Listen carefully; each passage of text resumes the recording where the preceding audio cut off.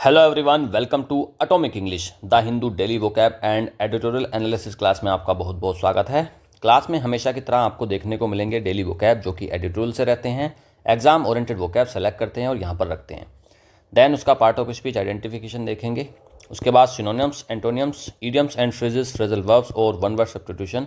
तो वोकैब के जितने फॉर्मेट्स हो सकते हैं वो सब कुछ आपको इस सिंगल क्लास में डेली बेसिस पर मिल जाता है। बहुत ही इंपॉर्टेंट वर्ड्स जो सेलेक्ट करता हूँ मैं एडिटोरियल से, जो एग्जाम ओरिएंटेड हैं, केवल उन्हीं को रखते हैं और उनको तरीके से यहाँ पर एक्सप्लेन करेंगे। उसके बाद हम करेंगे एडिटोरियल एनालिसिस, जो कि द हिंदू का एक बढ़िया एडिटोरियल रहता है, उसको करेंगे। उसको पढ़ने से आपका रीडिंग कॉम्प्रिहेंशन पार्ट मजबूत होगा और आपका माइंडसेट भी कहीं ना कहीं ठीक हो जाएगा, ठीक है। क्योंकि वहाँ पर एक प्रॉब्लम या फिर एक सिचुएशन के बारे में एक बहुत बड़ा स्कॉलर लिख रहा होता है, तो उसको तरीके से एक्सप्लेन करता है, उसके सोल्यूशन बताता है। तो फिर ये माइंडसेट के लिए भी आपके बहुत ही बढ़िया चीज़ है एकदम। देन कॉम्प्रिहेंशन एमसीक्यूज करेंगे, बिल्कुल एग्जाम वाले पैटर्न पर। जैसे आपको एग्जाम में अनसीन पैसेज वाले क्वेश्चंस मिलते हैं वो आपको देखने को मिलेंगे। उसके बाद ग्रामर के एमसीक्यूज देखने को मिलेंगे।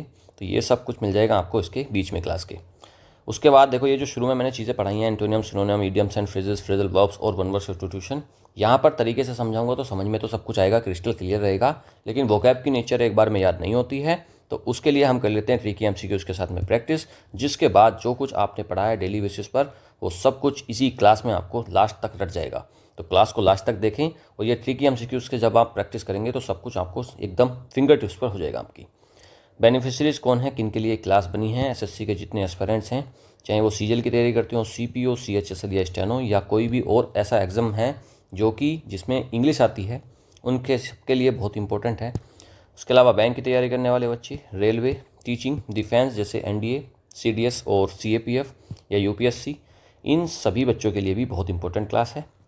चैनल पर अगर नए हैं, अभी तक चैनल को सब्सक्राइब नहीं करा है, चैनल को सब्सक्राइब कर लें, बेल आइकन को प्रेस कर लें जिससे कि नोटिफिकेशन टाइम पर मिलता रहे। ऑलराइट, चलिए भाई शुरू करते हैं। वोकैबुलरी, और पहला वर्ड है एंटिसिपेशन। नाउन होता है, प्रत्याशा या फिर पूर्व अनुमान को बोलते हैं एंटिसिपेशन। एक्सपेक्टेशन और प्रिडिक्शन ऑफ समथिंग, किसी चीज़ की एक्सपेक्टेशन कर रहे हो आप या फिर प्रिडिक्शन कर रहे हो, पहले ही किसी चीज़ के बारे में आप सोच कर रख ले रहे हो, उसको बोलते हैं anticipation. She weighted in eager anticipation for the results, result आने वाले थे तो वो वेट करा उसने ईगर एंटिसिपेशन के साथ, मतलब पहले से ही वो अनुमान लगा रही थी कि वही रिजल्ट आएगा। तो एंटिसिपेशन मतलब क्या, पहले ही सोच लेना, अनुमान लगाना। एक्सपेक्टेंसी है, एक्सपेक्टेंसी, एक्सपेक्ट मतलब एक्सपेक्ट करना कि होगा कोई चीज़, और एक्सपेक्टेंसी कि पहले से ही सोच कर रखना। फोर्थ थॉट है, देखो फोर जहाँ पर भी आएगा उसका मतलब होता है फोर का फ्यूचर से, तो फोर्थ थॉट मतलब फ्यूचर के लिए सोचा गया कोई बात है, उसको फोर्थ थॉट बोलते हैं। और प्रोडिक्शन का तो पता ही है। तो तीनों हो जाते हैं इसके सिनोनिम्स। इसमें से आप मार्क करने वाला अभी तो कुछ नहीं है। चलिए, एक तरफ तो देखो पहले से ही सोचा गया है, चीज़ें प्रिडिक्शन करी गई है कि भाई ऐसे होगा, लेकिन दूसरी तरफ इसका उल्टा, सरप्राइज, अचानक से आपको मिल गया, पहले से आपने कुछ नहीं सोच रखा था, या फिर आप इग्नोर कर दे रहे हो, इग्नोरेंस है, आप सोच ही नहीं रहे हो, अनअवेयरनेस है। तीनों हो जाते हैं इसके एंटोनियम्स। अगला वर्ड है मीटियोरोलॉजिकल। एडजेक्टिव होता है मौसम विज्ञान संबंधी, जो भी चीज़ मौसम के विज्ञान से संबंधित है, साइंस से, तो उसको बोलते हैं, वेदर साइंस से संबंधित कोई चीज़ है उसको बोलते हैं meteorological. Okay, related to weather, weather से संबंधित है, या फिर क्लाइमेट साइंस से संबंधित कोई चीज़ है, उसी को बोलते हैं meteorological. The meteorological department issued a cyclone warning, जो मीटियोरोलॉजिकल डिपार्टमेंट है मौसम का, उसने इशू करा है एक वार्निंग, किस चीज़ की, साइक्लोन की, कि भाई साइक्लोन आने वाला है, तूफान आने वाला है। क्लाइमेटिक, मीटेरोलॉजिकल का मतलब क्या है, मौसम विज्ञान संबंधी, तो मतलब क्लाइमेटिक हो सकता है, एटमॉस्फेरिक हो सकता है, और वेदर रिलेटेड, तीनों इसके सिनोनिम्स हो जाते हैं। एक तरफ तो वेदर से संबंधित है, लेकिन दूसरी तरफ फिर उसका उल्टा क्या रहेगा, तो नॉन वेदर, नॉन वेदर से है, अनरिलेटेड है, नॉन साइंटिफिक, तीनों एंटोनिम्स हैं। चलिए भाई अगला देखिए। रीअश्योर वर्ब होता है, आश्वस्त करने को बोलते हैं, रीअश्योर करना, टू रिस्टोर कॉन्फिडेंस और कंफर्ट समवन, किसी के अंदर कॉन्फिडेंस को फिर से भर देना या फिर किसी को कंफर्ट कर देना, उसको बोलते हैं रीअश्योर करना, आश्वस्त करना। He reassured her that everything would be fine, उसने रीअश्योर करा है उस लड़की को, किस चीज़ के लिए, कि भाई एवरीथिंग वुड बी फाइन, सब कुछ बढ़िया रहेगा एकदम। कंफर्ट, एनकरेज और सूद, तीनों का सेम मीनिंग है, आश्वस्त करना, कंफर्ट करना।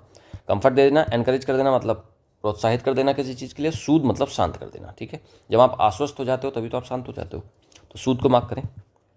एक तरफ तो आश्वस्त करा जा रहा है, शांत करा जा रहा है, लेकिन दूसरी तरफ अलार्म है, आप एकदम चौकन्ने हो, फ्राइटन, डरे हुए हो, और डिस्करेज है, तीनों हो जाते हैं इसके एंटोनिम्स। फ्राइटन को मार्क कर लेंगे, फ्राइटन का मतलब होता है डरना या डरा हुआ। प्रोक्योर वर्ब होता है प्राप्त करने को या हासिल करने को बोलते हैं प्रोक्योर। टू ऑब्टेन समथिंग, किसी चीज़ को ऑब्टेन कर लेना, पा लेना, एस्पेशली विद एफर्ट्स के साथ में। They manage to procure all the necessary materials, उन्होंने मैनेज करा है प्रोक्योर करने का, इकट्ठा करने का, प्राप्त करने का, हासिल करने का जितने भी नेसेसरी मटेरियल्स हैं उन सभी को। एक्वायर करना, सिक्योर करना और अटेन करना तीनों हो जाते हैं इसके सिनोनिम्स। अब एक तरफ तो पाया गया है, हासिल करा गया है, लिया गया है, दूसरी तरफ फिर इसका उल्टा क्या रहेगा, फॉरफीट करना रहेगा, मतलब दे देना, लॉस करना और फेल कर जाना, तीनों हो जाते हैं इसके एंटोनियम्स। चलिए भाई फॉरफीट को मार्क कर लो, अच्छा वर्ड है। अगला वर्ड है सीरियल, नाउन होता है, अनाज को बोल देते हैं सीरियल। एडिबल ग्रेन है, खाने के योग्य, एडिबल क्या होता है, खाने योग्य कोई चीज़ होती है, ग्रेन होता है अनाज, तो जो खाने के योग्य अनाज है उसके बोलते हैं cereal. Use as food, food के तरीके से यूज़ करते हैं। She prefers cereal with milk for breakfast, breakfast में वो क्या प्रीफर करती है, सीरियल अनाज विद मिल्क, मिल्क के साथ में, दूध के साथ में। ग्रेन बोल सकते हैं, ओट्स जो आजकल चल रहे हैं, ओट्स खाते हैं लोग बच्चे, तो ओट्स क्या होता है, ओट्स सीरियल ही तो है। कॉर्नफ्लेक्स खाते हैं, वो भी तो यही है, तो ये सब इसके टाइप्स हैं, सिनोनिम्स हो जाते हैं सब कुछ। एक तरफ तो अनाज है तो फिर इसका उल्टा क्या रहेगा, फिर मीट होगा, पोल्ट्री हो सकती है, वेजिटेबल हो सकता है, ये तीनों इसके एंटोनिम्स हो रहेंगे। पोल्ट्री का मतलब तो पता ही होगा आपको, मुर्गियों से संबंधित होता है कोई चीज़, ठीक है, मुर्गी, हैन, कॉक, उनसे संबंधित होता है पोल्ट्री। फोरकास्ट अगला वर्ड है, फोरकास्ट नाउन होता है और वर्ब भी होता है। पूर्व अनुमान को, अनुमान लगाने को बोलते हैं फोरकास्ट करना। देखो अगर आपको ये वीडियो अच्छी लग रही है, कंटेंट अच्छा लगता है तो इस वीडियो को अभी के अभी इसी टाइम लाइक कर देंगे, ठीक है। प्रेडिक्शन स्पेशली अबाउट वेदर और फ्यूचर इवेंट्स, एक प्रेडिक्शन है और किस चीज़ के बारे में, या तो किसी वेदर के बारे में या फिर फ्यूचर में कोई इवेंट होने वाला उसके बारे में अगर प्रेडिक्शन कर रहे हैं तो वो क्या है, फोरकास्ट। और मैंने बताया FORE जहाँ पर भी आएगा फोर, तो ये फ्यूचर से संबंधित है। The forecast predicted heavy rainfall, forecast हुआ है, प्रिडिक्शन हुई है और उसमें क्या प्रिडिक्ट करा गया है, एक हैवी रेनफॉल, रेनफॉल होती है वर्षा, तो एक हैवी बहुत ज़्यादा वर्षा को करा गया है प्रेडिक्ट, पहले से ही बताया गया है। प्रेडिक्शन हो सकती है, प्रोजेक्शन हो सकता है और एस्टिमेशन, इसमें से आप प्रोजेक्शन को मार्क करो। प्रोजेक्शन क्या है, अनुमान लगाया गया पहले से ही। एक तरफ तो अनुमान लगाया गया है, तो अनुमान कब का लगाओगे आप, पास्ट का लगाओगे या फ्यूचर का, अनुमान तो फ्यूचर का लगाया जाएगा ना कि ऐसा हो सकता है, तो फिर इसका उल्टा रहेगा हिस्ट्री। रेट्रोस्पेक्ट हो सकता है, रिकलेक्शन, रिकलेक्शन मतलब वो दोबारा से याद करना चीज़ों को, रिमेंबर करना, तो ये सब हो जाते हैं तीनों इसके एंटोनिम्स हो जाएंगे। अगला वर्ड देखो अनफर्ल, अनफर्ल वर्ब है, फैलाने को या खोलने को बोलते हैं, अनफर्ल करना। टू अनफोल्ड कर देना किसी चीज़ को, ओपन अप, खोल देना, ठीक है। जैसे झंडा है हमारा, फ्लैग है, उसको क्या करते हैं, अनफर्ल करते हैं, उसको फैलाते हैं ना। The soldiers unfurled the national flag, soldiers ने क्या करा है, अनफर्ल करा, फहराया है क्या, नेशनल फ्लैग को। स्प्रेड करना, फैलाना। डिस्प्ले करना मतलब दिखाना, एक्सटेंड कर देना, बढ़ा देना, तीनों सेम मीनिंग है इसमें। अच्छा देखो एक तरफ तो फैला दिया, खोल दिया, लेकिन दूसरी तरफ फोल्ड कर दिया, रैप कर दिया, वापस से उसको पैक कर दिया, और क्लोज, बंद कर दिया, तीनों जाते हैं इसके एंटोनिम्स। आप इसमें से रैप मार्क कर लें, रैप का मतलब फिर से उसको बंद कर देना किसी चीज़ को। अगला वर्ड है कंप्यूटेशनल, कंप्यूटेशनल एक एडजेक्टिव है, संगणकीय, ये देखते हो अभी इंग्लिश में बताते हैं क्या होता है संगणकीय। Related to the use of computers, कोई चीज़ अगर आप कंप्यूटर से यूज़ कर रहे हो तो वही तो है कंप्यूटेशनल, या फिर कैलकुलेशन से कर रहे हो तो वही है computational. He is working on a computational model for climate change, climate change के लिए वो क्या काम कर रहा है, कंप्यूटेशनल मॉडल पे काम कर रहा है। मतलब क्या, कंप्यूटर का यूज़ कर रहा होगा और कैलकुलेशंस कर रहा होगा बहुत सारी। एल्गोरिदमिक है, न्यूमेरिक है और डिजिटल है, तीनों जाते हैं इसके सिनोनिम्स। अब कोई अगर चीज़ कंप्यूटर से हो रही तो वो तो ऑटोमेटिक रहेगी ना होने वाली, लेकिन फिर इसका उल्टा क्या रहेगा, मैनुअल रहेगा, नॉन डिजिटल है और ह्यूमन बेस्ड है, सारी चीज़ें ह्यूमन कर रहे हैं, तो ये तीनों हो जाते हैं इसके एंटोनिम्स। अगला वर्ड है ओगर, बहुत प्यारा वर्ड है, वर्ब होता है भविष्यवाणी करने की, जो एक वर्ब है उसको बोलते हैं ओगर।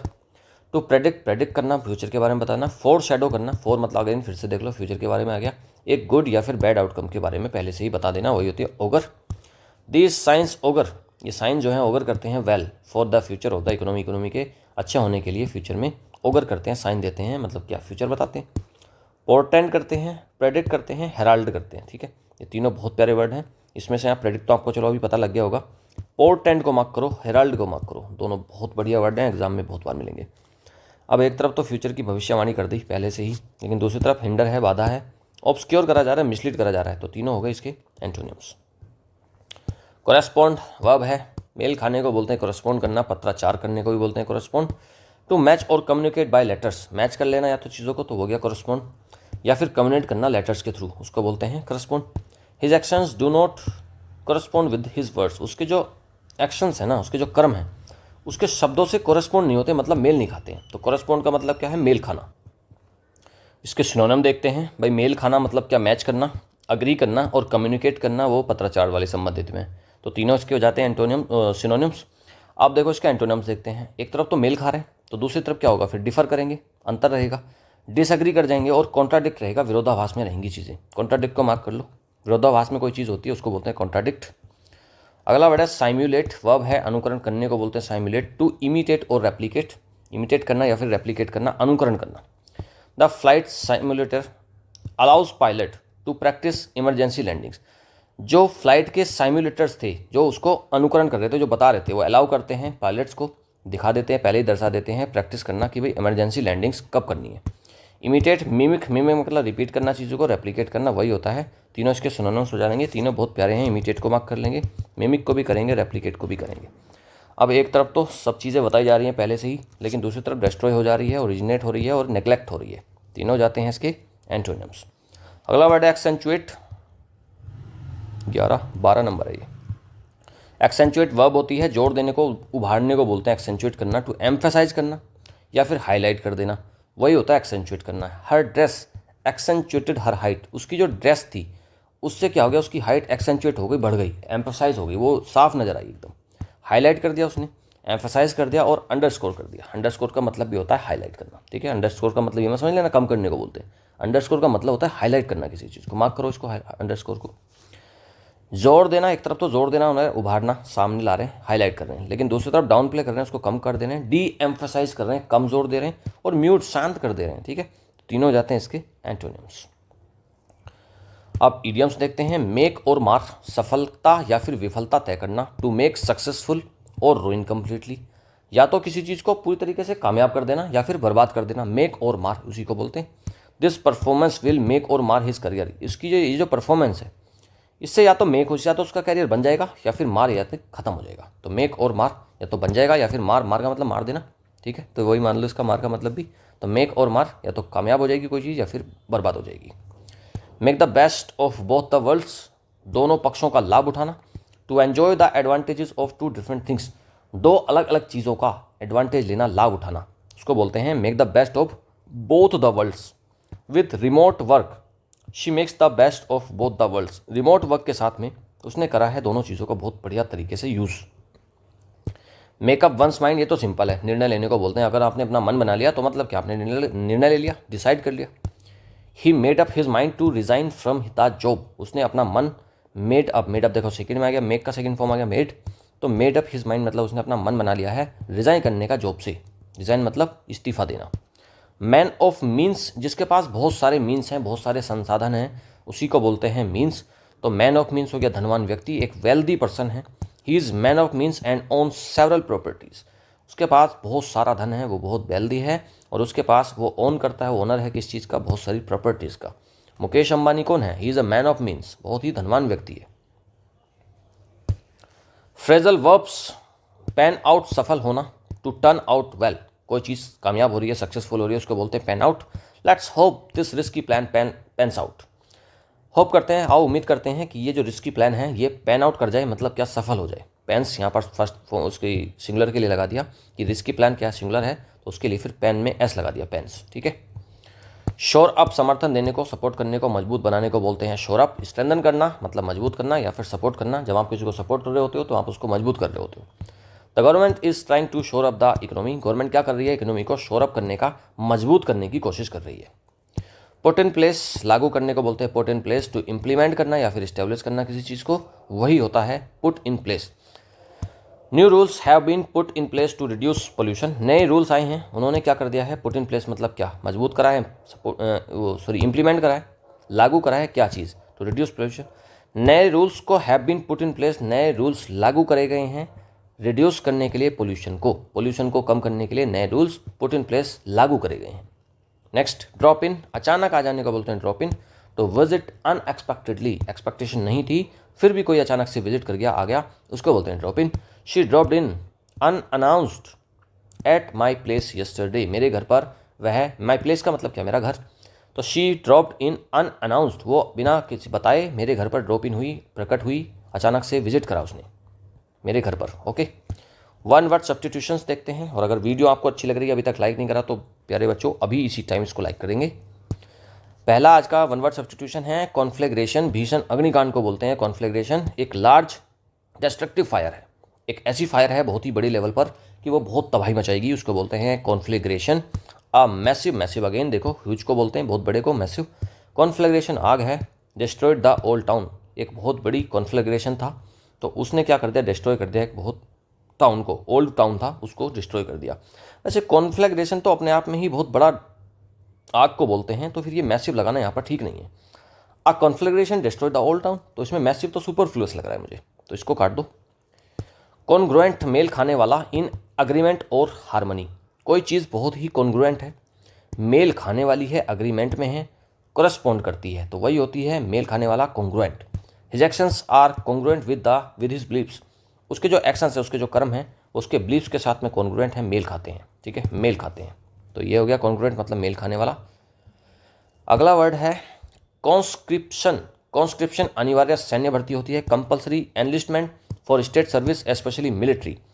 इजराइल एक देश है, वहाँ पर क्या है कि वहाँ पर 3 साल की मिलिट्री सर्विस ज़रूरी है, तो उस सर्विस को क्या बोलते हैं, कॉन्स्क्रिप्शन है वहाँ पर। Many young man oppose conscription during the war के दौरान कॉन्स्क्रिप्शन हुआ कि भाई सबको सर्विस देनी है आर्मी के अंदर, तो बहुत सारे यंग मैन ने उसको अपोज किया, उसका विरोध किया। कैमोफ्लेग, छुपाने की कला को बोलते हैं, डिस्गाइज करने को, to blend in with surroundings. अपना वेश बदलने की अगर कोई कला होती है कि भाई आप अपना रूप बदल सकते हो, तो वो होता है कैमोफ्लेग। जितने हमारे जासूस लोग होते हैं, जो सीक्रेट एजेंट्स होते हैं, वो क्या करते हैं, कैमोफ्लेग में रहते हैं, वो तो डिस्गाइज में रहते हैं, वेश बदल कर ही जीते हैं वो। Soldiers use camouflage to remain unseen in combat. Combat होता है युद्ध, युद्ध में सोल्जर्स क्या करते हैं, सैनिक कैमोफ्लेग में रहते हैं, वेश बदल कर रहते हैं, जिससे कि वो अनसीन रहें, देखने में ना आए। ठीक है, कैमोफ्लेग का मतलब समझ में आ गया, डिस्गाइज करना, अपने वेश को बदल लेना। चलिए भाई अब हम करते हैं एडिटोरियल एनालिसिस। और मानसून एंटिसिपेशन आज का टाइटल है। मानसून मतलब पता ही सबको, जो जिससे वर्षा वगैरह होती है, कैसा रहता है, और एंटिसिपेशन होता है पहले से ही उसका अनुमान, उसके अनुमान को बोलते हैं एंटिसिपेशन, पहले से ही प्रिडिक्शन कर लेना। ठीक है, चलिए भाई बढ़ाते हैं आगे। डेस्पाइट प्रेडिक्शन, भविष्यवाणी के बावजूद भी, of normal rainfall, normal rainfall की भविष्यवाणी हुई। India must be ready for extremes, extreme होता है बहुत ज़्यादा, भविष्यवाणी हुई है कम रेनफॉल की, लेकिन उसके बावजूद भी इंडिया को तैयार रहना पड़ेगा एक्सट्रीम रेनफॉल के लिए, बहुत ज़्यादा भीषण वर्षा के लिए। The India Meteorological Department IMD has given a reassuring signal that from June to September India is likely to receive above normal monsoon rainfall और 5% more than the historical average of 87 centimetre. जो India का मेटीरियोलॉजिकल department है IMD जिसको बोलते हैं, Indian मेटीरियोलॉजिकल department, जो मौसम का विज्ञान का जो हमारा डिपार्टमेंट है, has given a reassuring signal, उसने एक बहुत ही सिग्नल दिया है, रीअश्योरिंग आश्वस्त करते हुए एक सिग्नल दिया है कि जून से जो सितंबर का टाइम है, इंडिया में is likely to receive above normal monsoon rainfall, कि जून से सितंबर के बीच में इंडिया में होगा बहुत ही अबव नॉर्मल, मतलब नॉर्मल से बढ़कर मानसून रेनफॉल हो जाएगा, और 5% मोर देन, और लगभग 5% ज़्यादा मानसून रहेगा, हिस्टोरिकल एवरेज ऑफ 87 सेंटीमीटर। एक एवरेज आया है 87 सेंटीमीटर का रेनफॉल होता है, लेकिन उससे 5% ज़्यादा इस बार रहेगा। Were this to pan out as projected, क्या ये पैन आउट हो जाएगा, क्या ये सक्सेसफुल हो जाएगा जैसा कि प्रोजेक्ट करा जा रहा है, क्या ये सक्सेसफुल रहेगा। It would be a second consecutive year of the above normal rainfall, अगर ये सफल होता है, were this to pan out as projected, अगर ये जैसा है वैसा का वैसा सफल हो गया, तो इट वुड बी, ये क्या रहेगा, एक सेकंड कंसेक्यूटिव ईयर है, लगातार दूसरा साल है जिसमें अब नॉर्मल रेंस हो रही हैं, नॉर्मल से ज़्यादा रेंस हो रही हैं।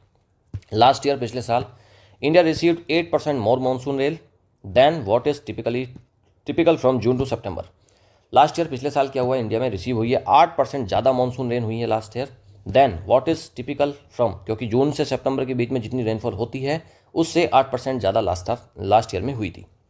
This is a good news for kharif sowing, ये जो खरीफ की फसल होती है, सोइंग मतलब बोना, ये जो बिजाई होती है खरीफ फसल की, उसके लिए गुड न्यूज़ है। Which will help improve stocks of grain, और जिससे इंप्रूवमेंट हो जाएगा किस चीज़ का, जो ग्रेन है, जो अनाज है, उसका स्टॉक अच्छा हो जाएगा, बढ़िया से वहाँ पर फसल हो जाएगी। And sure up reserves for exports, और ये क्या हो जाएगा, इससे रिजर्व्स बन जाएगा, जो जिससे हम चीज़ों को ज़्यादा एक्सपोर्ट कर पाएंगे। जब भाई ज़्यादा फसल हो जाएगी तो हम ज़्यादा एक्सपोर्ट कर पाएंगे ना। This year the government has also committed to procure, और इस साल गवर्नमेंट भी कमिटेड है किस चीज़ के लिए, प्रोक्योर करने के लिए, लोगों की फसल को खरीदने के लिए, at the minimum support price MSP पर। Pulses in an attempt to reduce the import bill, और पल्सेस क्या अटैम्प्ट कर रही हैं, पल्सेस मतलब दालें, दालें क्या कर रही हैं कि वो इम्पोर्ट बिल को कम करें। As pulses are a more land intensive crop than cereal, जैसा कि पल्स जो दालें होती हैं वो और ज़्यादा इंटेंसिव क्रॉप हैं, सीरियल से अच्छी ये फसलें हैं। Good rains are essential for an adequate harvest, लेकिन उनके लिए बहुत अच्छी रेंज की ज़रूरत पड़ती है for an adequate harvest. Harvest होता है बहुत ज़्यादा जो फसल आ जाती है उसको निकालने के लिए, तो ज़्यादा से ज़्यादा फसल की हार्वेस्टिंग के लिए ज़रूरी है कि अच्छे से वर्षा हो जाए। द IMD जो डिपार्टमेंट का है, जो मेटेरोलॉजिकल डिपार्टमेंट है मौसम का, फॉलो करता है एक 2 स्टेज सिस्टम को of monsoon forecast. Monsoon forecast करता है, फॉर मतलब देखो अगेन फ्यूचर से संबंधित है, फोरकास्ट हो रहा है फ्यूचर की प्रिडिक्शन। तो जो मानसून की प्रिडिक्शन हो रही है पहले से ही बताया जा रहा है, भविष्यवाणी हो रही है, तो IMD फॉलो करता है 2 स्टेज का सिस्टम, जिसमें फर्स्ट इन अप्रैल, पहला तो अप्रैल में यूज़ कर लेते हैं ये, followed by an update in mid May, और मई के बीच में ये कर लेते हैं फॉलो उसको, which has additional information on rainfall distribution, जिसमें बहुत अतिरिक्त इन्फॉर्मेशन रहती है रेनफॉल के डिस्ट्रीब्यूशन में कहाँ पर कितनी वर्षा होगी। These are regularly updated monthly इनको रेगुलरली अपडेट करा जाता है alongside a host of short term forecast, और इसी बीच में एक शॉर्ट टर्म फोरकास्ट भी कर दी जाती है। दस what is forecast in April may not exactly unfurl itself given the limitations of meteorological science and the computational tools required। तो जो फोरकास्ट अप्रैल में करी जा रही है ज़रूरी नहीं है कि वो एग्जैक्टली वैसे ही सामने आए जैसा कि बताया गया था, गिवन द लिमिटेशन, क्योंकि लिमिटेशन है, मेटेरोलॉजिकल साइंस की भी तो एक लिमिटेशन है, सब कुछ नहीं बता सकते। हाँ, ये एक बार हिंट दे सकते हैं, बता सकते हैं चीज़ों की, लेकिन एग्जैक्ट नहीं बता सकते। And the computational tools required, क्योंकि इसमें बहुत सारे कंप्यूटेशनल टूल्स रिक्वायर्ड हैं जो अभी हम उस लेवल तक नहीं बना पाए हैं। हाउएवर दिस ईयर, लेकिन इस साल क्या हुआ है, देयर इज सर्टेनिटी, इस साल सर्टेनिटी है, निश्चिंतता है, about the absence of El Nino, एक एल नीनो इफेक्ट होता है वो इस बार नहीं रहेगा, associated with a warming of the equatorial Pacific and with 6 out of 10 years linked to weak monsoon rain, a monsoon without an El Nino augurs for well for India।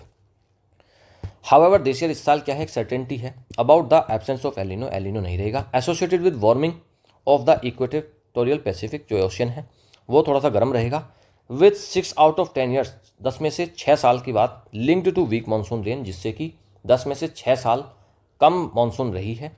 एक monsoon without El Nino, जो monsoon बिना El Nino के आता है वो auger करता है, future की प्रेडिक्शन करता है इंडिया के लिए कि भाई ये अच्छा साबित रहेगा। Another encouraging factor is a parameter called the Eurasian snow cover. दूसरा एक एनकरेजिंग फैक्टर, बहुत ही प्रोत्साहित करने वाला दूसरा फैक्टर सामने आ रहा है पैरामीटर में, वो ये है यूरेशियन स्नो कवर, या फिर उसको आप snow cover areas of northern hemisphere भी बोल सकते हो, और यूरेशिया, जो कि जनवरी से मार्च के बीच में 2025 में आया है, सॉरी आ चुका ना, तो जनवरी से मार्च का तो निकल गया time. These were below normal, ये नॉर्मल से ऊपर था, एंड अकॉर्डिंग टू IMD मीटियोरोलॉजिस्ट, जो वहाँ के मीटियोरोलॉजिस्ट कौन हो गए भाई, जो मौसम वैज्ञानिक हैं उनको बोलते हैं मीटियोरोलॉजिस्ट, तो उनके अकॉर्डिंग क्या है, हैव एन इनवर्स रिलेशनशिप, उल्टा रिलेशनशिप है with that years summer monsoon rainfall, उसी साल के समर मानसून रेनफॉल, जो समर में मानसून के साथ में जो वर्षा होती है उससे उल्टा है उसका relationship. An inverse relationship means, और ये उल्टा रिलेशनशिप का क्या मतलब है, it means that less snow corresponds to more rain, कि भाई कम अगर स्नो पड़ी, बर्फबारी अगर कम हुई तो उससे क्या हो जाता है, फिर ज़्यादा रेन हो जाती है। फॉर इट्स मानसून फोरकास्ट के लिए, भविष्यवाणी के लिए मौसम की, द IMD जो डिपार्टमेंट है यूज़ करता है वेदर मॉडल्स को that simulate the ocean and the atmosphere, जो कि साइमुलेट करता है किस चीज़ को, ओशन को और एटमॉस्फेयर को। साइमुलेट का मतलब उसको बताता है पहले ही, ठीक है, हाँ, साइमुलेट करता है ओशन को और एटमॉस्फेयर को। दिस ईयर, इस साल क्या हुआ है, except for the El Nino को छोड़कर, none of the oceanic parameters indicate either way how the monsoon will pan out. इस साल एल नीनो को छोड़कर, अगर एल नीनो को छोड़ दें, उससे तो पता लग रहा है कि भाई अच्छी रहेगी, उसको अगर छोड़ दें तो किसी भी चीज़ ने ओशनिक पैरामीटर, कोई भी ऐसा ओशनिक पैरामीटर नहीं आया जिससे कोई भी बात सामने आए कि भाई मानसून कामयाब होगा या नहीं होगा। दिस इज़ नॉट अनयूजुअल, ये अनयूजुअल नहीं है, बट मीन्स दैट, लेकिन इसका मतलब क्या है कि factors close to the subcontinent, जो सबकॉन्टिनेंट के आसपास क्लोजर फैक्टर्स हैं, जैसे कि साइक्लोनिक एक्टिविटी है in the Bay of Bengal, Bengal की खाड़ी में, अरेबियन सी है फॉर इंस्टेंस, एग्जाम्पल के लिए, इंस्टेंस होता है example, will have greater importance to the monsoon में इनका बहुत बड़ा इंपॉर्टेंस रहने वाला है इन चीज़ों का, कि जो साइक्लोनिक एक्टिविटी होगी बंगाल की खाड़ी में और अरेबियन सागर में, उसका बहुत बड़ा इंपॉर्टेंस रहेगी मानसून के लिए। पास्ट ईयर्स, पिछले सालों में, with above normal rainfall have brought flooding and landslides accentuated by the challenges of global warming, देखो पिछले सालों में क्या हुआ है, अब नॉर्मल रेनफॉल रही है ब्रोड फ्लडिंग, जिससे फ्लड आ गया, बाढ़ें आ गई, लैंड स्लाइड हो गई, वहाँ पर स्लाइड खिसक गई पहाड़ों पर, accentuated by the challenges of global warming. और ये क्या होता है, इससे क्या पता लगता है, इससे चीज़ें जोड़ देते हैं ये कि भाई ग्लोबल वार्मिंग हो रही है, चैलेंजेस हैं ग्लोबल वार्मिंग के, उनको ये एक्सेंचुएट करते हैं, उस पर जोर देते हैं, एम्फेसाइज करते हैं, उसको दर्शाते हैं।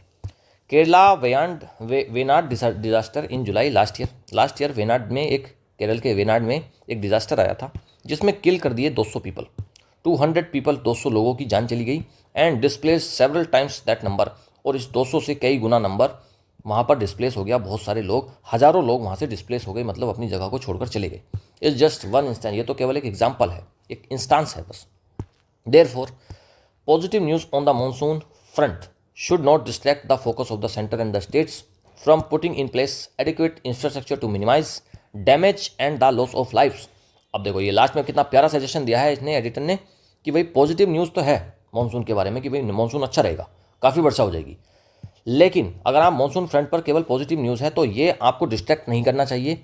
किस चीज़ को, सरकार के फोकस को, सेंटर या स्टेट के फोकस को डिस्ट्रैक्ट ना कर दे, भटका ना दे। आप खुश होकर मत बैठ जाइए कि भाई अच्छी वर्षा हो जाएगी इस बार, from putting in place adequate infrastructure, कि आप निश्चिंत मत होकर बैठ जाइए, आपको एक अच्छा पुट इन करना चाहिए, इंप्लीमेंट करना चाहिए एक बहुत ही बढ़िया इंफ्रास्ट्रक्चर, जिससे कि आप मिनिमाइज कर पाएँ डैमेज को, जो डैमेज हो सकता है, और लॉस ऑफ लाइफ, जो जाने जा सकती हैं, उनको आप बचाएं।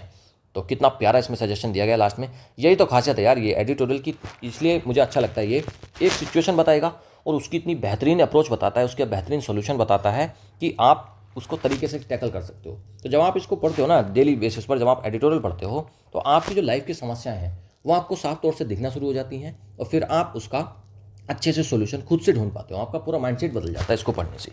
तो डेली बेसिस पर पढ़ा करो यार एडिटोरियल, तो बहुत प्यारी चीज़ होती है। चलिए कॉम्प्रिहेंशन के एमसीक्यूज देखते हैं आज के। Which of the following best explains why the absence of El Nino is considered positive for India's monsoon in 2025। चलो भाई इसमें से बताओ कौन सा रहेगा। El Nino directly brings flood to India. Next, El Nino results in lower temperatures across Eurasia. El Nino is typically associated with weak monsoon rainfall in India. El Nino affects India's cereal production adversely. तो देखो El Nino जो है वो typically associated है week monsoon rainfall से India के, तो इस बार अगर एल नीनो नहीं आ रहा है तो इसका मतलब है अच्छी वर्षा होने वाली है, तो सी ऑप्शन करेक्ट है। तो वीक मानसून का साइन होता है El Nino. Next, what is the significance of the Eurasian snow cover mentioned in the article. Article में क्या सिग्निफिकेंस है यूरेशियन स्नो कवर की। It contributes to the information of cyclones in the Arabian sea, नहीं। It increases boost the probability of higher monsoon rainfall, नहीं। It has a direct positive relationship with El Nino. Its below normal levels are inversely linked to the increased monsoon rainfall। अब बताओ, जो Eurasian snow cover है उसका below monsoon level है और inversely linked है to increase monsoon rainfall, यही इसका करेक्ट आंसर है। Next, what is the main cautionary message the editorial conveys despite the positive monsoon prediction. Editorial में क्या क्वेश्चनरी, क्या चिंताजनक मैसेज दिया गया है जो कन्वे करता है editorial despite the positive monsoon prediction, क्या बताता है वो। India must increase cereal export to match monsoon gains, नहीं। Government should not become complacent and must prepare for extreme weather events, हाँ ये हो सकता है। More land should be allocated for pulses due to the expected good rains, कोई जिक्र नहीं आया। IMD should focus on monthly forecasting instead of seasonal prediction, नहीं। ये बात सामने आई है कि गवर्नमेंट को अच्छा इस बार ठीक है, पोजीशन ठीक है, अच्छी बात बताई जा रही है कि रेनफॉल ठीक रहेगा, लेकिन गवर्नमेंट को कॉम्प्लेसेंट नहीं बैठना है, एकदम निश्चिंत होकर नहीं बैठ जाना है, और मस्ट प्रिपेयर, और गवर्नमेंट को प्रिपेयर करना है एक्सट्रीम वेदर इवेंट के लिए कि कुछ गड़बड़ होती है तो उसके लिए आपके पास प्रॉपर इंफ्रास्ट्रक्चर होना चाहिए जिससे कि आप डैमेज को कंट्रोल कर पाएँ और जाने बचा पाएँ। B option is the correct answer. Grammar का एमसीक्यू है आइडेंटिफाई करना सब्जेक्ट वर्ब एग्रीमेंट, और सब्जेक्ट वर्ब एग्रीमेंट में आपको कुछ नहीं करना होता है, केवल सब्जेक्ट देख लो, सिंगुलर है तो सिंगुलर वर्ब, प्लूरल है तो plural verb. Positive news on the monsoon front along with past experiences of devastation dash authorities to remain cautious. देखो पॉजिटिव न्यूज़ है, सिंगुलर है, इसके लिए फिर हम भरेंगे on the monsoon front along with past experience of devastation. अब news singular है तो यहाँ पर क्या आएगा, सिंगुलर आएगा, कंपेल नहीं आएगा, कंपेल तो प्लूरल के लिए आता है, कंपेल्स, हाँ ये ठीक है, हैव तो आता नहीं है, वर्ब भी नहीं आता है, तो पी ऑप्शन करेक्ट हो गया, कंपेल्स यहाँ पर आ जाएगा। दोबारा से पढ़ो, positive news on the monsoon front along with past experiences of devastation, compels authorities to remain cautious, मजबूर करता है, उनको बाध्य करता है। चूज करना है correct tense with verb usage for this sentence. Last year India dash 8% more monsoon rain than the historical average. अगर आपको टाइम दे दिया जाए कि कब की बात कर रहे हैं तो फिर आप सिंपल पास्ट यूज़ करेंगे। लास्ट ईयर दे दिया, पिछले साल की बात हो रही है, तो सिंपल पास्ट आएगा। रिसीव्ड इसमें करेक्ट आंसर हो जाएगा, ठीक है, रिसीव्ड इसमें करेक्ट आंसर रहेगा। तो इसका कौन सा option, C option is the correct answer. Next, identify. देखो अगर आपको ये छोटे छोटे रूल्स पता है, अब जैसे लास्ट ईयर का हमें पता लग गया तो फिर हमको ज़्यादा नहीं सोचना, बस हमको सिंपल देख के सिंपल पास्ट की वर्ब इसमें फिल कर देनी है। आइडेंटिफाई करना है आपको, करेक्ट कंजंक्शन का यूज़ करना है सेंटेंस में। चलिए भाई, there is no El Nino effect this year, इस साल कोई एल नीनो इफेक्ट नहीं है। उससे क्या होता है, वर्षा कम होती है। Dash the monsoon is expected to above normal, तो ये मानसून जो रहेगा नॉर्मल से ऊपर रहेगा, तो एल नीनो है, तो फिर इसका इफेक्ट तो फिर सो आ जाएगा, सो इसलिए क्या होगा फिर, there is no El Nino effect this year, इस साल एल नीनो का कोई इफेक्ट नहीं है, इसलिए द मानसून, जो मानसून है वो एक्सपेक्ट करा जा रहा है कि वो अबव नॉर्मल रहेगा। सी ऑप्शन करेक्ट है। चलिए भाई, जो हमने स्टार्टिंग में जितनी वोकैब पढ़ी थी उसकी यहाँ पर करते हैं प्रैक्टिस थ्रू ट्रिकी एमसीक्यूज, और जितना कुछ पढ़ा है आपने अभी इसी क्लास में रट जाएगा, सब कुछ आपकी फिंगर टिप्स पे आ जाएगा, ये मेरा वादा है। चलो करो भाई इससे practice. Choose the best word, best replace का मतलब होता है synonym. He waited in eager anticipation for the verdict, तो एंटीसिपेशन का मतलब पूछ रहे हैं, बताओ क्या होता है भाई, एंटीसिपेशन क्या होता है। एंटीसिपेशन है पहले से ही किसी चीज़ की एक्सपेक्टेशन लगा लेना, किसी चीज़ के बारे में पहले से ही सोचने लग जाना, उसी की तो बोलते हैं। तो बताओ भाई, इसमें बताओ, एजिटेशन, एजिटेशन तो गुस्सा होता है। ड्रेड, एक्सपेक्टेशन या फिर कन्फ्यूजन, एक्सपेक्टेशन हो गया ना, एक्सपेक्टेशन, एक्सपेक्टेशन का क्या मतलब है कि भैया आप पहले से उम्मीद लगा कर बैठे हो किसी चीज़ से, या फिर आप एंटिसिपेट कर रहे हो, पहले से ही सोच रहे हो किसी के बारे में, तो दोनों का मीनिंग सेम हो जाता है। तो इसमें पहले का सी ऑप्शन करेक्ट रहेगा। Which term relates most directly to weather pattern, इनमें से कौन सा डिपार्टमेंट है, कौन सी टर्म है जो वेदर पैटर्न को बताएगा। एस्ट्रोलॉजी तो नहीं होती है, तो भविष्यवाणी करती है आपकी लाइफ के बारे में। जियोलॉजिकल नहीं है। ओशनोग्राफिकल तो ओशन के बारे में बताएगा। तो मीटीरियोलॉजिकल है जो कि वेदर से संबंधित है, तो इसमें सी ऑप्शन करेक्ट है। इन करेक्ट यूजेज बताना है आपको वर्ड रीअश्योर का। रीअश्योर का मतलब होता है निश्चिंत करना किसी को। She reassured me that help was on the way, उसने मुझे रीअश्योर करा कि हेल्प रास्ते में है, तो इससे तो मैं रीअश्योर नहीं होऊंगा। He reassured his doubts by thinking logically, उसने अपने डाउट्स को निश्चिंत कर दिया लॉजिकली सोचकर। हाँ ये तो सही है यार। डॉक्टर ने रीअश्योर करा पेशेंट को कामली, ठीक है।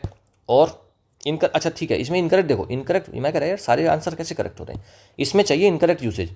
तो देखो डॉक्टर ने कामली उसको रीअश्योर कर दिया पेशेंट को, तो फिर तो ये तो ठीक है। We need to reassure the people after the incident, हमको ज़रूरत है रीअश्योर करने की पीपल को आफ्टर द इंसिडेंट, ये भी ठीक है यार। और रीअश्योर करना उसने की हेल्प आ रही है, ये भी ठीक है। तो फिर गलत कौन सा है, बी ऑप्शन गलत है। उसने रीअश्योर कर दिया अपने डाउट को लॉजिकली सोचकर, तो रीअश्योर कैसे कर दिया उसने, बी ऑप्शन करेक्ट है। Which word fits best, best का मतलब होता है synonym. They had to dash a rare metal for the experiment, तो उनको क्या करना पड़ेगा, दे हैड टू प्रिटेंड, उनको दिखाना पड़ेगा, नहीं। प्रेडिक्ट भी नहीं करना, पर्ज भी नहीं करना, प्रोक्योर करना पड़ेगा उनको, प्रोक्योर उनको लाना पड़ेगा एक रेयर मटेरियल, एक रेयर मेटल, किस चीज़ के लिए, एक्सपेरिमेंट के लिए, बी ऑप्शन करेक्ट है। सीरियल इनमें से कौन सा नहीं है, वीट, बार्ले, राइस और स्पिनैक। स्पिनैक क्या होता है भाई, स्पिनैक शायद कद्दू को बोलते हैं, तो यही इसमें गलत आंसर है। ये तीनों तो अनाज हैं और स्पिनैक एक वेजिटेबल है, तो डी ऑप्शन करेक्ट है। करेक्ट मीनिंग पूछना है फोरकास्ट का। फोरकास्ट का मतलब होता है फोर मतलब पहले, फ्यूचर के लिए, और कास्ट मतलब पहले से ही बता देना। The company issued a sale forecast, उसने पहले से सेल की भविष्यवाणी करी है। रिजल्ट तो है नहीं, गारंटी है नहीं, प्रेडिक्शन करा है, सी ऑप्शन करेक्ट है। प्रेडिक्शन का मतलब ही होता है फोरकास्ट, तो सी ऑप्शन इसमें करेक्ट है। नेक्स्ट, अपोजिट बताना है आपको। अनफर्ल, अनफर्ल होता है फहराना, वाइडन करना, डिस्प्ले करना, फोल्ड करना या फिर रिवील करना। अब देखो हो गया अपोजिट, तो वाइडन फैला रहे हो आप, डिस्प्ले कर दे रहे हो और रिवील कर रहे हो, ये तीनों तो इसके सिनोनिम हो गए। तो जो फोल्ड बचा ये क्या है इसका, एंटोनियम। एंटोनियम मतलब उल्टा, अपोजिट। अनफर्ल करना, फैलाना, और फोल्ड मतलब बंद करना। Scientist developing AI algorithm works in A dash field, किस चीज़ के फील्ड में। एआई क्या है, एआई तो एक टेक्नोलॉजी है, और वो कहाँ पर, मैनुअल में तो काम करेगी नहीं, फिलोसॉफिकल में भी नहीं करेगी, मिस्टिकल में भी नहीं करेगी, ए ऑप्शन करेक्ट है। कंप्यूटेशनल चीज़ों में काम करेगी एआई, जहाँ पर कंप्यूटर संबंधित रहेगा। Which word best describe the phrase the science ogre well for success. Ogre का मतलब पूछ रहा है, ओगर का मतलब क्या होता है भाई, science ogre well for success, ogre मतलब भविष्यवाणी। इंडिकेट हो सकता है, डिले तो नहीं है, निगलेक्ट भी नहीं है, डिसअप्रूव भी नहीं है, ये ऑप्शन करेक्ट रहेगा, ये करती है indicate. Next, two ideas correspond हैं, अगर दो आइडियाज़ करस्पॉन्ड है मतलब मेल खाते हैं, क्लैश तो नहीं करते, डिसएग्री भी नहीं करते, कंफ्यूज भी नहीं करते, मैच करते हैं वो। करस्पॉन्ड का मतलब होता है मैच करना। नेक्स्ट आपको सिनोनिम बताना साइम्युलेट का सिनोनिम होता है रेप्लिकेट, ठीक है, replicate. Next sentence, which sentence shows the correct usage of accentuate, accentuate का मीनिंग बताओ। Teacher tried to accentuate the noise, उसने एक्सेंचुएट करने की कोशिश करी है। तो एक्सेंचुएट का पहले तो मुझे बताओ आप मतलब, ठीक है, जल्दी से मतलब बताओ कमेंट में कि भाई एक्सेंचुएट का मतलब क्या होता है। The design accentuated the building's height, accentuate करा है उसने बिल्डिंग ने डिज़ाइन के, ठीक है। Next he accentuated the paper into pieces, she accentuated from the conversation. Accentuated का मतलब होता है जोड़ देना, एम्फसाइज करना, हाईलाइट करना। टीचर ने करा है एक्सेंचुएट करने का नॉइस को, नॉइस पर जोर देने का काम करा है। नहीं, काटो इसको, फटाफट काटो इसको। नेक्स्ट डिज़ाइन ने एक्सेंचुएट कर दिया बिल्डिंग की हाइट को, ये हो सकता है भाई कोई ऐसा डिज़ाइन हो गया हो जिससे कि बिल्डिंग की हाइट और ज़्यादा साफ नजर आई हो। ही accentuated the paper into pieces, तो पेपर को अगर उसने पीसेस में बांट दिया, पीसेस में अगर बांट दिया तो फिर उससे थोड़ी ना हो गया एक्सेंचुएट, उससे जोड़ उसके हाईलाइट थोड़ी होगी चीज़ें। सी accentuated from the conversation, conversation से उसने एक्सेंचुएट कर लिया, मतलब क्या हो गया इसका, कुछ भी नहीं है। डिज़ाइन ने एक्सेंचुएट करा है बिल्डिंग की हाइट को, एक्सेंचुएट मतलब हाईलाइट करना चीज़ों को। विच इडियम का मतलब है a situation that could lead to either great success और फेलियर, एक ऐसी सिचुएशन है जिससे या तो सक्सेस हो सकती है या फिर क्या हो सकता है, फेलियर हो सकता है। तो मेक और मार है तो बन सकता है या फिर मर सकता है ना, मेक और मार, या तो कामयाब या फिर बर्बाद, या तो आर या पार, सी ऑप्शन करेक्ट है। He enjoys both working remotely and socialising at the office, this reflects which idiom, वो एंजॉय करती है working remotely and socialising at the office, मतलब क्या, वो बढ़िया से यूज़ करती है, तो वो बेस्ट तरीके से यूज़ करती है दोनों चीज़ों का। तो make the best of both the worlds, वो रिमोटली यूज़ करती है मतलब अकेले में काम करना भी पसंद करती है और सोशलाइज करना भी काम पसंद करती है, तो मतलब दोनों चीज़ों में वो परफेक्ट है।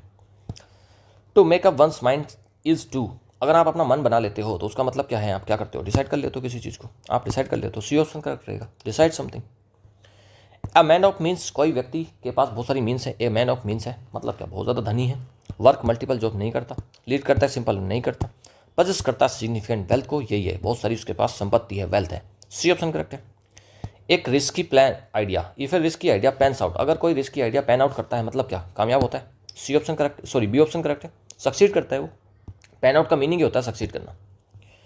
The government is trying to shore up the economy, meaning, इसका मीनिंग बताओ। गवर्नमेंट ट्राई कर रही है शोर अप करने का, शोर अप का मतलब क्या है भाई, डिस्ट्रॉय करने का कोशिश कर रही है, नहीं, डिले करने का, नहीं नहीं नहीं, ये कर रही है स्ट्रेंथन, मजबूत करने को बोलते हैं शोर अप करना, तो इसमें सी ऑप्शन करेक्ट है। अगर आपको वीडियो अच्छी लग रही है तो अगर अभी तक आपने लाइक नहीं करा है तो प्लीज़ एक लाइक ज़रूर करके जाएं, लाइक कर दें, थंब कर दें, हार्ट भेज दें यार, कुछ तो भेज दें, थैंक्स बोल दें, ठीक है, कुछ तो भेजो यार मैं फ्री में आपके लिए इतना कंटेंट लाता हूँ, इतना कोशिश करता हूँ मैं डेली, मेरी कितनी मेहनत लगती है, आप यार ऐसे ही देख कर चले जाओगे क्या, एक बार प्लीज़ मेरे सारे बच्चों एक बार इसको लाइक करें, ठीक है, और वीडियो अगर अच्छी लगती है तो यार शेयर भी करा करो उसको। Which sentence uses put in place, put in place का मतलब क्या होता है, इंप्लीमेंट करना। He put in place his books on the shelf, नहीं। They put in place the new health policy, हो सकता है। I will put in place my homework now, put in place का इंप्लीमेंट थोड़ी कर दूंगा मैं। We put in place at the door, नहीं ये भी नहीं है, इसका बी ऑप्शन करेक्ट रहेगा, इसका 19 का बी ऑप्शन करेक्ट रहेगा कि उन्होंने हेल्थ पॉलिसी को लगा दिया है, सरकार की बात कर रहे होंगे। You drop in at someone's house when you, आप ड्रॉप इन करते हो मतलब अचानक से पहुंच जाते हो, कॉल नहीं करते आप, नॉक भी नहीं करते लाउडली, अवॉइड भी नहीं करते, आप विजिट कर देते हो विदाउट किसी नोटिस के, बिना किसी बताए आप चले जाते हो, ड्रॉप इन करते हो विजिट करने, बी ऑप्शन करेक्ट है। विच सिनारियो बेस्ट डिस्क्राइब्स अ कॉन्फ्लेग्रेशन, कॉन्फ्लेग्रेशन किसको बोलते हैं, माइनर कैंडल एक्सीडेंट है, एक पीसफुल सनसेट है, एक मैसिव वाइल्ड फायर है एनगल्फिंग होम्स, हाँ ये ऑप्शन करेक्ट हो जाएगा। कॉन्फ्लेग्रेशन बहुत बड़ी भीषण आग है, एक मैसिव वाइल्ड फायर है जो एनगल्फ कर रही है, जला रही है बहुत सारे घरों को, तो सी ऑप्शन इसमें करेक्ट रहेगा। कॉन्फ्लेग्रेशन मतलब बहुत बड़ी आग। दो स्टेटमेंट अगर कॉन्ग्रुएंट है मतलब एक दूसरे से मेल खाते हैं, कॉन्फ्लिक्ट तो नहीं कर रहे वो, सिमिलर है मीनिंग में, बी ऑप्शन करेक्ट हो जाएगा। सिमिलर है मीनिंग में, एक जैसे हैं, वही होते हैं congruent. Next, what does conscription mean in military context, conscription का क्या मतलब है भाई, कॉन्स्क्रिप्शन क्या है, एक वॉलंटरी पार्टिसिपेशन हो सकता है, या फिर सीक्रेट रिक्रूटमेंट है, नहीं ये भी नहीं है, फोर्स्ड एनलिस्टमेंट, हाँ ये हो सकता है, रिटायरमेंट फ्रॉम ड्यूटी, नहीं रिटायरमेंट नहीं है और सीक्रेट रिक्रूटमेंट नहीं है, दो चीज़ें होंगी, या तो अपनी मर्जी से वॉलंटरी जाएंगे या फिर फोर्स तरीके से जाएंगे।